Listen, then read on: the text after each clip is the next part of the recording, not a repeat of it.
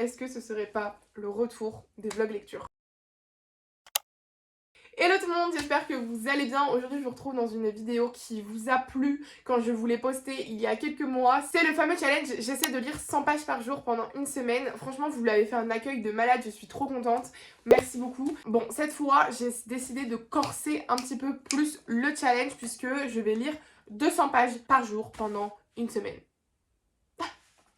Je sais pas dans quoi je me suis lancée, mais écoutez, au bout d'un moment, faut y aller. La raison, elle est hyper bateau, c'est que je passe beaucoup trop de temps sur mon téléphone et donc ça amène une liste de points négatifs, notamment ma chute de créativité, ma chute de concentration et mes émotions, mon angoisse, mes émotions.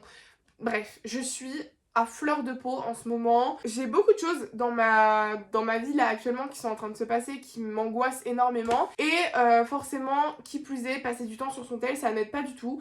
C'est un peu la solution facile de scroller quand on veut oublier ce qui se passe dans notre tête.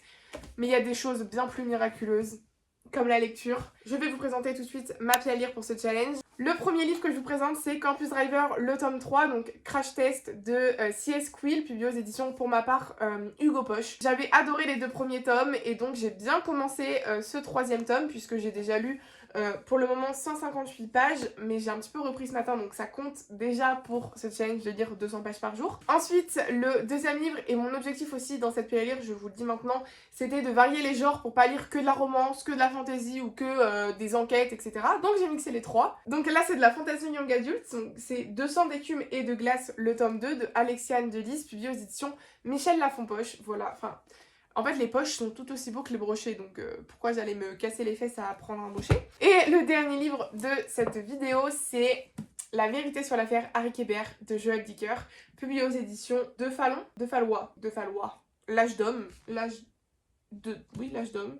Bref, je ne connais pas du tout cette maison d'édition. Qu'importe, je pense que vous connaissez cette bricasse qui fait 666 pages, si je dis pas de bêtises, quand j'ai compté ce matin. Donc on est bien parti. Voilà, l'idée ça serait vraiment que je le finisse. Après on verra si j'y arrive ou pas.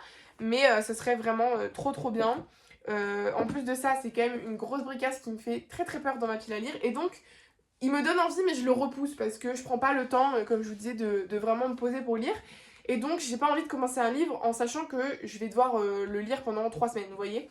Donc là, étant donné que j'ai ce petit challenge de lire 200 pages par jour, techniquement en 3 jours il est fini. Mais qui sait, si je suis vraiment happée par l'histoire, peut-être que ce sera plus du 200 pages par jour mais du 300 pages par jour. Voire peut-être dégommer ce livre en une journée, mais mon emploi du temps me dit que ça va être très compliqué. Donc voilà. Voilà pour les 3 livres qui vont nous accompagner cette semaine. Donc là il est 15h30, je vais me poser une bonne trentaine de minutes pour lire le tome 3 là, donc des Campus Driver. Voilà. Et là tout le monde, c'est la Claire du montage et c'était juste pour vous dire que j'avais filmé le premier jour, donc tout ce que j'avais lu, etc. Et au final ça n'a pas filmé, donc un peu dégoûtée, voyez-vous.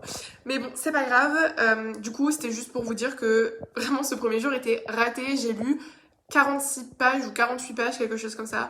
En fait, je me suis totalement endormie juste après vous avoir dit oui, je vais lire pendant 30 minutes. Gros lol. Je vous retrouve en cuisine. Je vais me cuisiner des petits bagels et en parallèle de ça, je vais vous parler un petit peu de ma lecture en cours, etc. Donc j'ai ma petite recette. Je suis désolée, je n'ai pas le meilleur cadrage, mais c'est juste que si je veux pouvoir être au niveau de mon plan de travail, je suis obligée de vous poser là. Bref...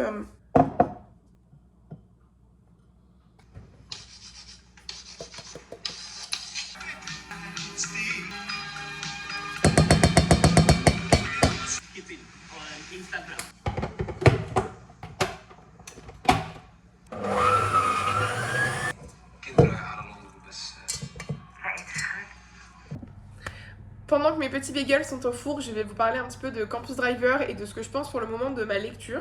Donc ce dernier tome de la trilogie principale, puisque après C.S. Quill a sorti 2 autres tomes dans la continuité de cette série, mais ça se passe pas au même endroit si je ne dis pas de bêtises, mais pareil, je voudrais pas dire de bêtises, donc je préfère pas me prononcer à 100%. Je suis pas hyper renseignée sur le sujet parce que mon objectif c'était vraiment de rien savoir de cette série. J'avais entendu que des trucs positifs et je me suis dit je vais y aller un petit peu les yeux fermés. Et pour le moment, j'aime beaucoup parce que j'ai un mélange de Enemies to Lovers avec J'ai l'impression, cette fameuse trope de she fell first, he fell harder. Donc c'est ce truc de elle tombe amoureuse en premier, mais il va l'aimer encore plus fort.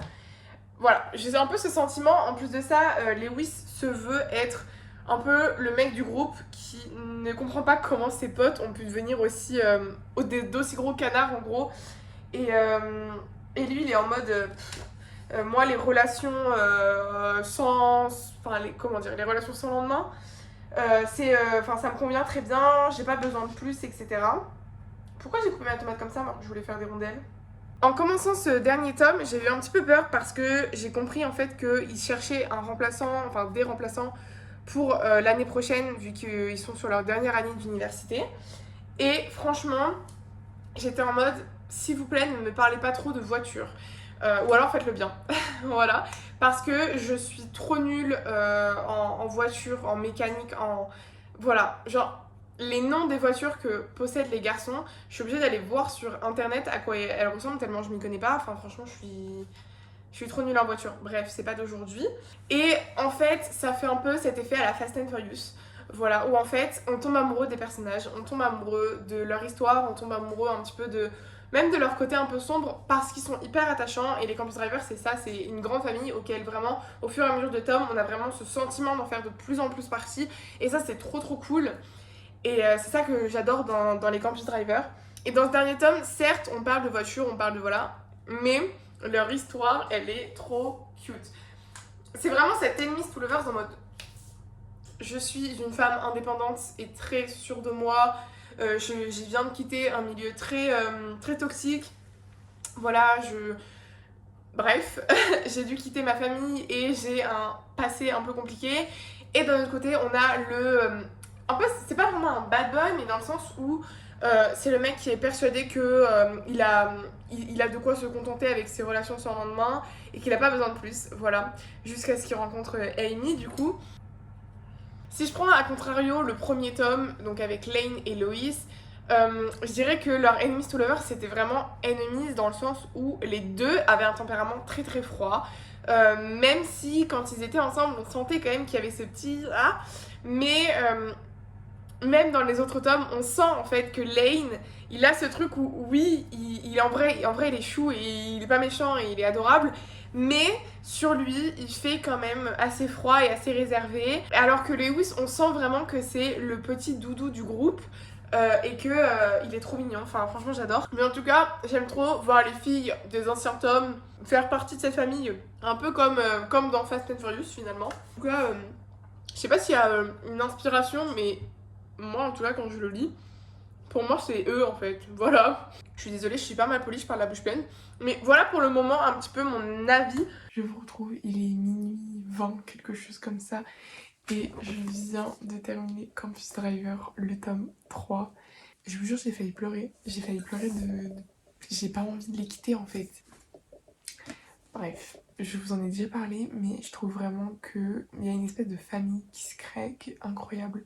Mais de toute façon, je vous en reparlerai plus en détail un peu plus tard dans la vidéo, genre sûrement à la fin, quand je vous ferai ma conclusion générale, mais mon avis de cet après-midi ne change pas en fait.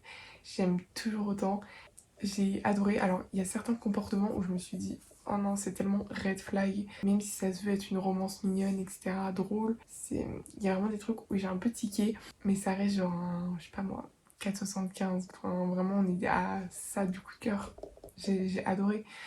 Donc, je suis trop contente.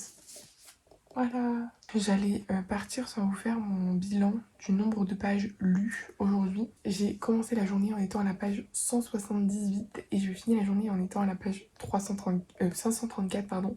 Donc j'ai terminé le livre, ce qui fait 356 pages de lues. C'est parfait, j'ai un petit peu d'avance puisque il fallait que je rattrape mes points d'hier, etc. Donc en gros, il me semble que j'ai genre 4 pages d'avance. Youpi!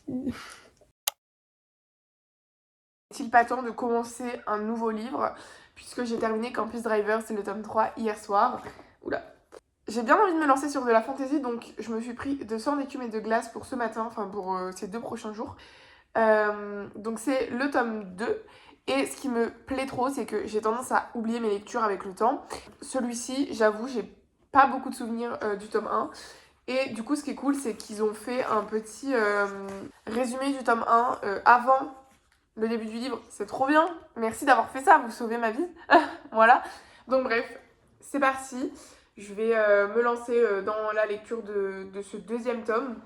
Il fait 497 pages, donc je pense très sincèrement que je l'aurai terminé demain, même s'il y a 100 pages de plus.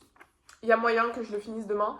Ça m'arrangerait de ouf parce que l'autre fait 666 pages, donc là je vais en avoir pour genre 3 jours. Bref, je me tais et je vais tout de suite commencer ce livre. Voilà.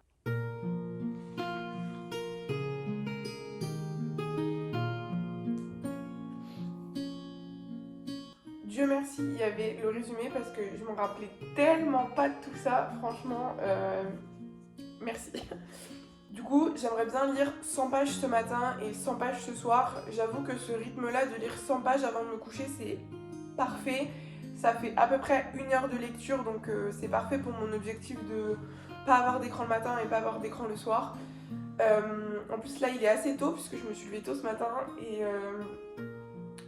et du coup, je vais pouvoir bien lire avant de commencer ma journée, donc c'est cool. Let's go!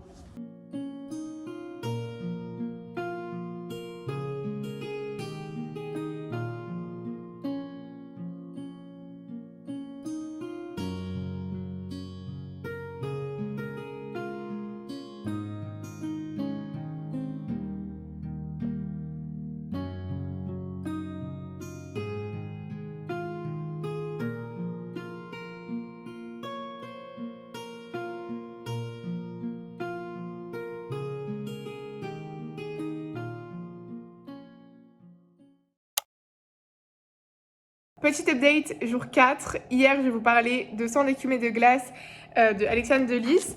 Et je suis trop contente parce que au moins mes insomnies auront servi à quelque chose.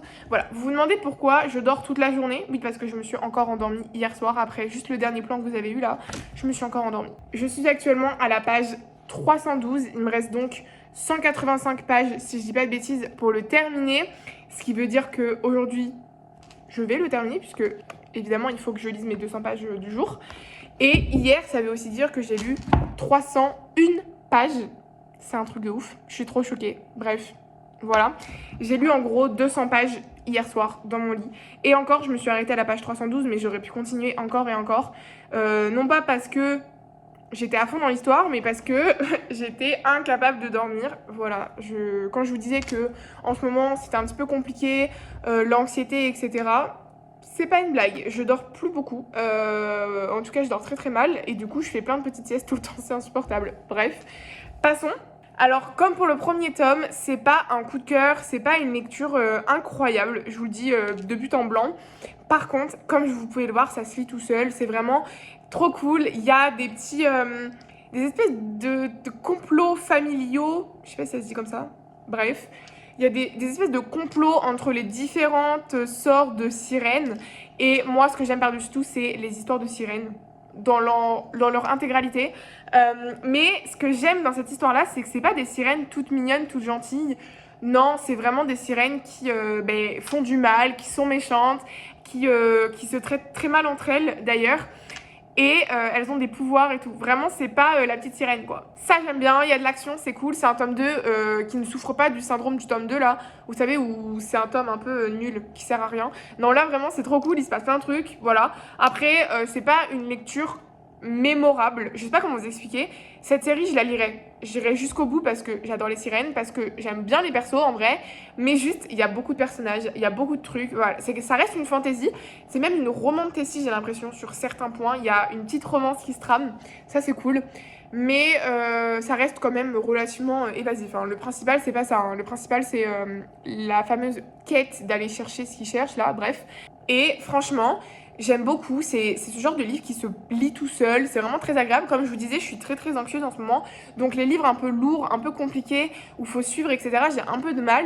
Même si là, ça reste une fantaisie, donc il y a beaucoup de personnages, il y a des groupes de persos, enfin du coup là, les sirènes, il y en a plusieurs sortes, entre guillemets, et on arrive quand même à peu près à savoir quelle est l'idée du livre. Bref, en tout cas j'ai beaucoup trop hâte de le continuer et de le terminer parce que franchement ça se lit tout seul, comme je vous le disais. Et il me reste du coup 185 pages, donc normalement ce soir je devrais commencer le dernier livre en plus de celui-ci.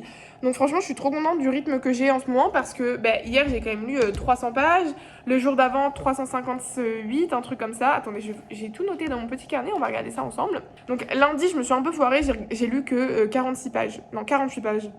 Par contre, mardi, j'ai terminé Campus Drivers le tome 3 et donc j'ai lu 356 pages. Et hier, j'ai carrément bien entamé celui-ci puisque j'ai lu 301 pages. Donc, on est bien.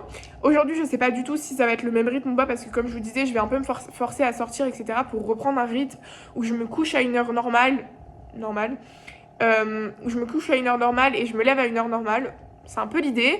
On verra si j'y arrive, mais en tout cas, l'idée c'est quand même au moins de finir celui-ci. Si je lis 185 pages, je serais très contente parce que j'ai quand même un rythme de 300 pages là pour le moment par jour. Mon idée c'était pas du tout de lire 300 pages, c'était vraiment de lire autour de 200 pages. Donc là, si je lis que, entre guillemets, 185 pages aujourd'hui parce que j'ai fait d'autres choses à côté et que j'ai pas été sur mon téléphone, ça me dérange pas. Voilà.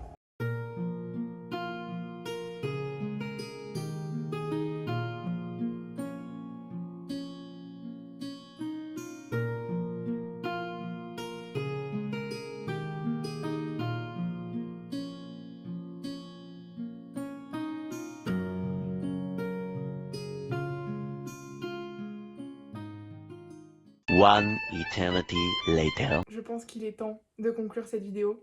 Il s'est passé beaucoup trop de trucs entre la dernière fois que je vous ai pris et aujourd'hui. J'ai eu toute une vie, j'ai eu plein de trucs, enfin bref, je vous en parle pas parce que c'est aussi en lien avec des vidéos qui arrivent dans les prochaines semaines. Bref, passons. Je viens conclure cette vidéo puisque je ne vous ai pas refait d'update, il me semble, sur le week-end, sur les derniers jours en fait. Je sais même pas c'était quand la dernière fois que je vous ai pris.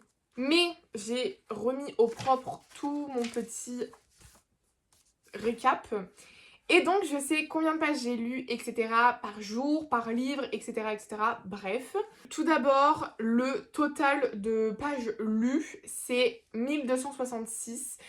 Franchement, je suis contente. Je trouve que c'est un bon score. Je trouve que c'est un bon nombre de pages. Voilà, 1000 pages par semaine, c'est très bien. J'aime pas spécialement compter au nombre de livres parce que j'ai quand même lu des livres qui faisaient une sacrée épaisseur. Qui plus est, il y a des jours où j'ai plus ou moins pu, enfin bref. Donc j'ai mon petit avis à vous donner sur chaque livre, mais aussi on va revenir sur chaque jour, combien de pages j'ai lu, etc. Et donc on verra à la fin si j'ai réussi ou pas à lire 200 pages par jour, mais bon, vous avez vu, il y a des jours où non.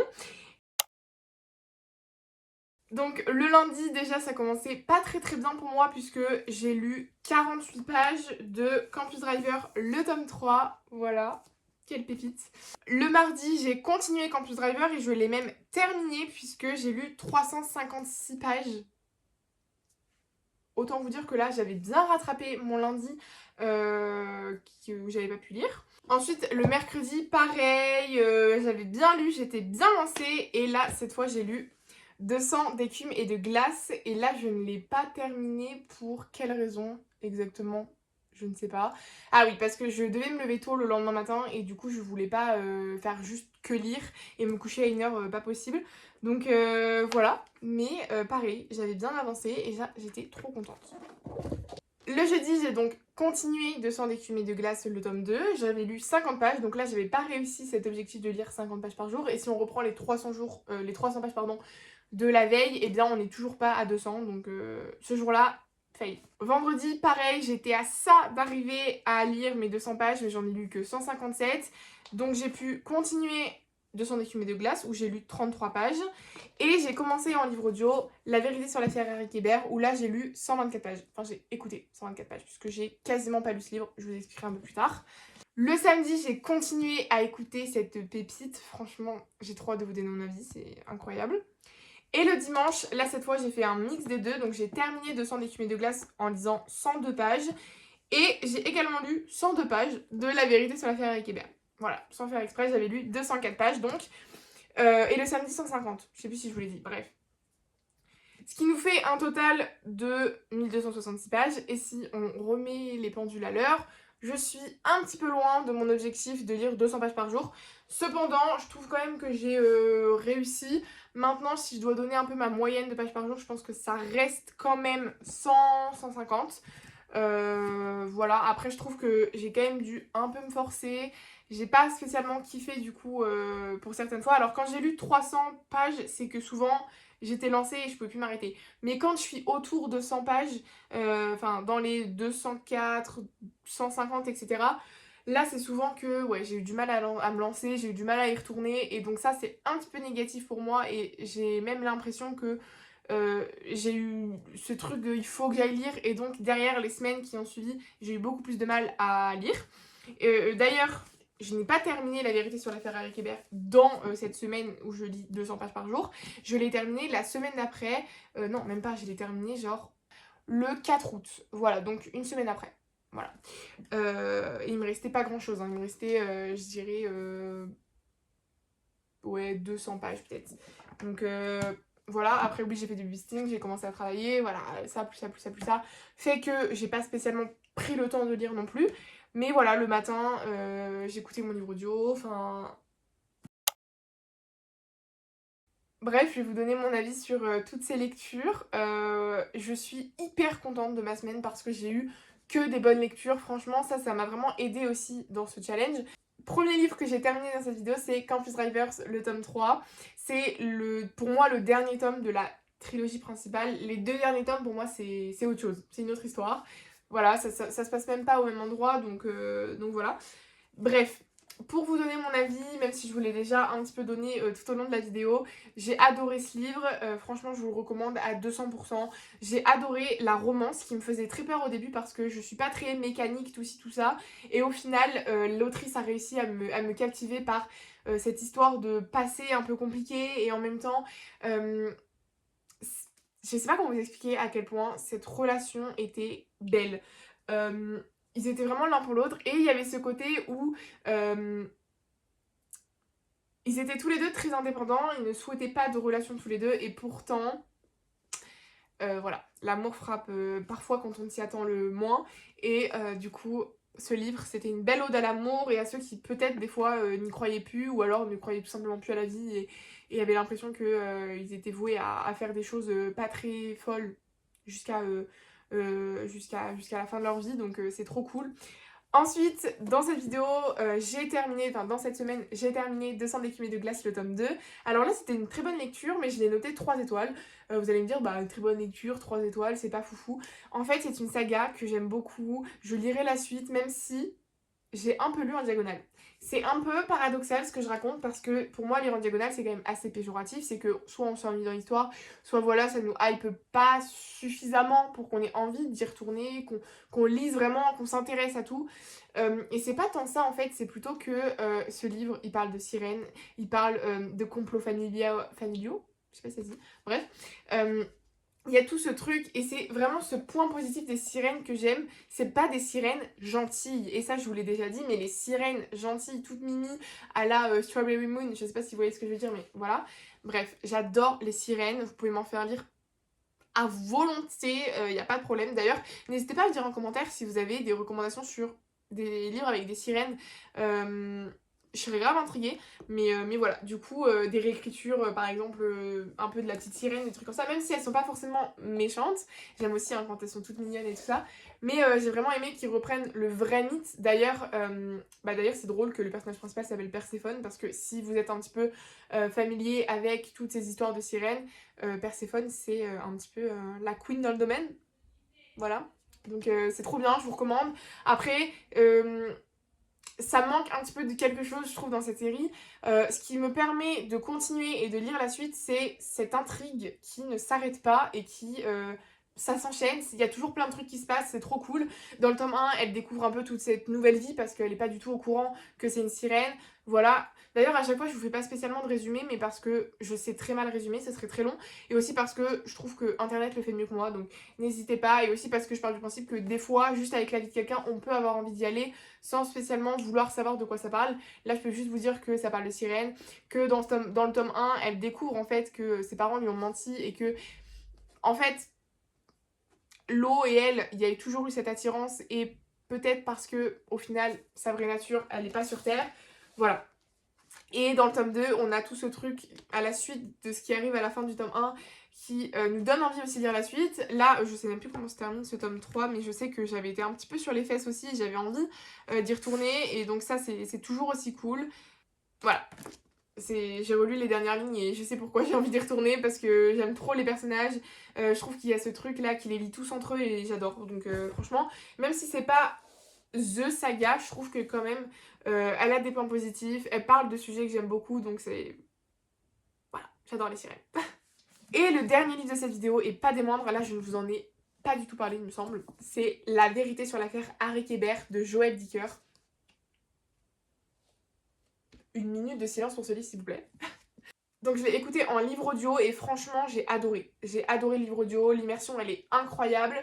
Je pense d'ailleurs que j'aurais peut-être un petit peu moins aimé si je l'avais lu au format papier, parce qu'il y a beaucoup de personnages et en même temps ils ont des noms un peu chelous, et j'avoue que les 100 dernières pages je les ai lues parce que j'avais plus d'heures d'écoute tout simplement, donc j'ai dû les lire.